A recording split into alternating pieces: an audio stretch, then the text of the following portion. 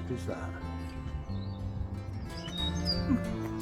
Well, hello there and welcome to the channel, and in this video we're going to be looking at an article that was recently published from the Express. Thank you very much for giving me some extra work. It's regarding Monty Don. He is worried, he has some concerns that you have not been doing your January gardening jobs in a timely fashion. Now, there is an issue. The issue is this: Monty Don didn't actually write this article. It was written by this guy. And as such, there are a number of mistakes that have crept in that need to be addressed. Otherwise, if you do what it says exactly, then you're going to cause us some problems. So what we're going to do is going to go through the jobs that Monty Don insists that you do before the 31st of Jan, and then I'll pick up the mistakes as we go so that everything works fine. Anyway, let's get on with it because it is absolutely flipping freezing. I hate January.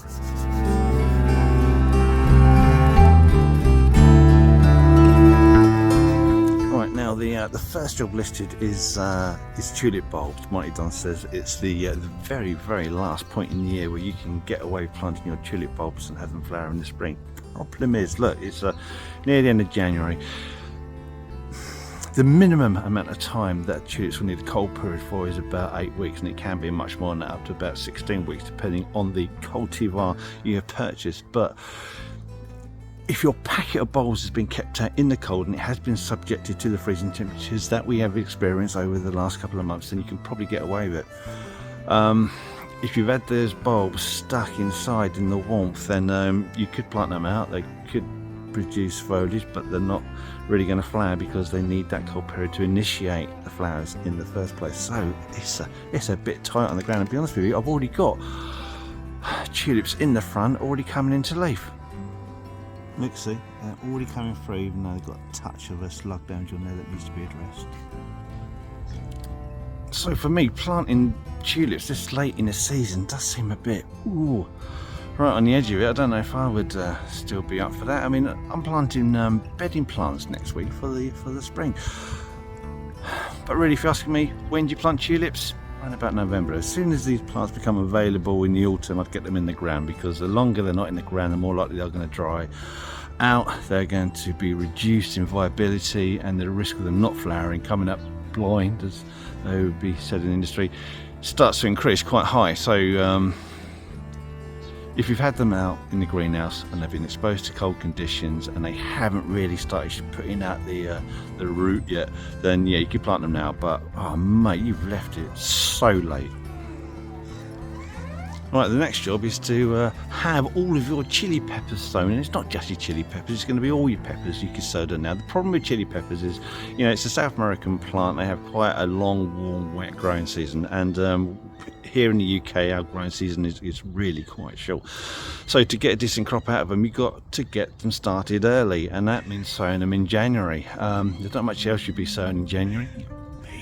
Maybe onions, but certainly your chili peppers, you're going to need to put that in a heated container though. Heated propagator though. Set that temperature around about 20-25 degrees Celsius, and as soon as those come into germination, you're going to need to put some additional light on it, because they are notoriously slow to take when you start them off early. So what you're trying to do is to get that plant a decent size, so when you do plant it out, which will be in your greenhouse, it's a decent size. It will start flowering, producing fruit as early on in the season as you possibly can, and if you don't get them started in January, you're going to really suffer regarding your crop later on in the year. So yeah, absolutely, chili peppers, get your backside into gear and get them sown. Now, if you are finding the information in this video useful, or perhaps just mildly amusing and you'd like to pass it on, then by all means press the like button. It supports this channel immensely and helps us do what we do. Don't forget, you can also click onto the subscription button. Subscription is absolutely free, and you can unsubscribe at any time. It doesn't cost you anything, and if you want to be notified whenever we publish a new video, then all you need to do is click on that notification bell. Anyway, let's continue to find out what old Boilbelt has to say. Right, now it's on to pruning. We're talking about pruning of fruit trees, we're talking about pruning of hedges. And when we come in to talk about hedges, we're talking about the regeneration of hedges that have gotten too big, misshapen, got carried away. Typically when you're going to recut a hedge, now is a great time to do it. You can cut it back hard and you'll get invigorated growth come the spring, which you can then prune back to and hopefully start reshaping that plant. Normally when you grow when you're cutting back a hedge, you try and cut it in a slight pyramidal angles like that, so that the light can get down, because quite often with hedges you start losing foliage at the base of it. And if you sort of cut sort of like your typical hedge like this, like that, I'll show a little picture here because that's quite here, that shows you how it used to be done. That means you're going to have good foliage colour from top to bottom of your hedge. So renovating hedges, yes, that's great. Fruit trees, there's only 2 fruit trees you're going to be cutting at this time of year. It's going to be your apples, it's going to be your pears. You do not cut anything really from the prunus family, so that's apricots, nectarines, cherries. There might be another one out there that I've missed. So all those are cut in the summer, the driest day you could possibly find in the summer. So it's only apples and pears in January. Leave everything else till later. You start cutting those other plants, you're going to give yourself some problems, but we won't go into the details of that. Just take it that I've said it, apples and pears only. Now Monty Don likes to put his mulch down in January, which it seemed really late to me. I like to put my mulches down, say, when your deciduous plants started dropping their foliage, so you know they're not growing anymore, then I like to put my mulches down. I like to get them down early. If you start putting mulches down in January, that means you're going to be stamping over the borders. And if you're stamping over your borders, you're going to be standing on your emerging bulbs like these ones. Look, I've got ornamental onions coming through. Look here. Got another one here.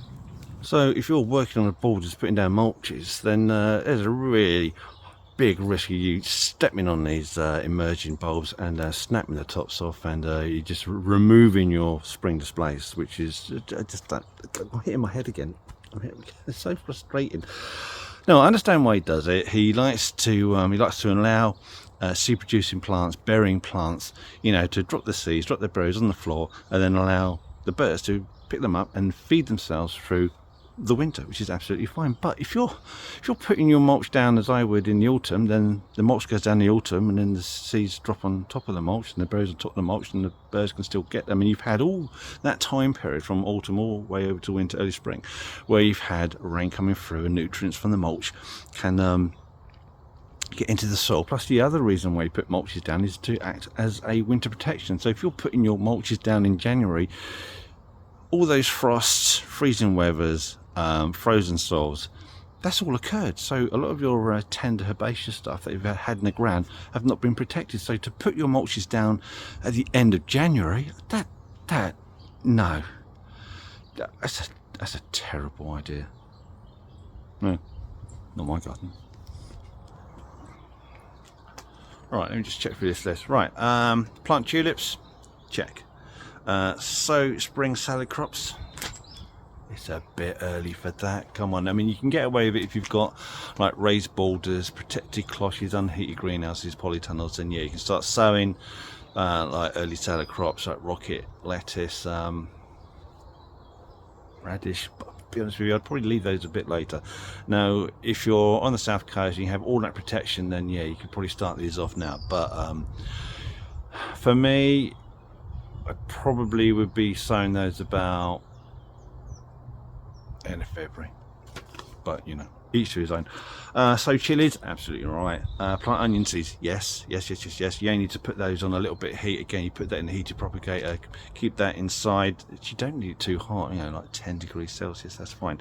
Oh, this is an important one. Look after poinsettia plants, by which I assume he means put in the bin. Why do you want poinsettia plants outside of Christmas? It's a bit bizarre. Oh, unless of course you're watching this from a lovely warm country, lovely of a Mediterranean climate, then you can always harden them off, plant them outside in the garden, and then they're actually pretty good. But in the UK, It's hard work. I won't bother with it. Winter pruning of fruit trees, only apples and pears. Pruning decorative trees and shrubs, well, you can because the plant's still dormant, but I would have probably done that in the autumn because he wants to work in this freezing flipping English weather. And mulching, we covered that topic. I don't need to do that again. Right, so there you go. Those are the jobs that Monty Don says that you should have had these completed by the end of the month. There's only a few days to go. But you know what, if you've got anything you'd like to add to that, any other jobs that you think we should be doing in January, then let us know. Put that in the comments, and that way the other people who read the comments will get to see it too. Anyway, thanks for watching. So with that, I'll leave you to your work because you haven't got long to do it, and you might need to buy yourself some equipment. Get your propagator, absolutely blinding product, and hopefully in the next video it'll be a wee bit warmer. I can change me out. See you later. Goodbye. Oh, before I go, just this last message. Right now, just before you go, if you want to see more content, more behind the scenes stuff, and images that I've taken of some weird freaky plants over the years, then you're in luck because we've created an Instagram page. So you can find the link in our description. You can find the link on our main page, and if I'm clever enough, I might be able to get a link somewhere up there. Anyway, thank you for watching, and if you want to see more YouTube stuff, then check out this video here. That's quite a good one. And if it doesn't float your boat, then another one right there. And enjoy these while I've still got the strength, imagination and aptitude to make them. Thank you for watching.